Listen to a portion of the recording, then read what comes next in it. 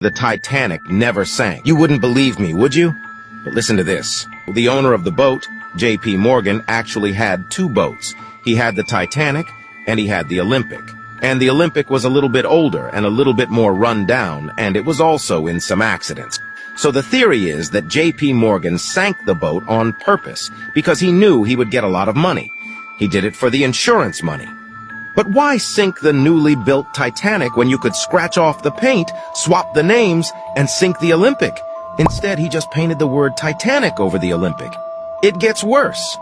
Guess who was on that boat? All of J.P. Morgan's business competitors. And not one of them made it out. Oh my God, but guess who wasn't on the boat? J.P. Morgan. He canceled minutes before it left because he knew it was going to sink. And there was a guy named James Fenton who survived and worked on the boat. And on his deathbed, his last words were, "The Titanic never sank. It was the Olympic." And he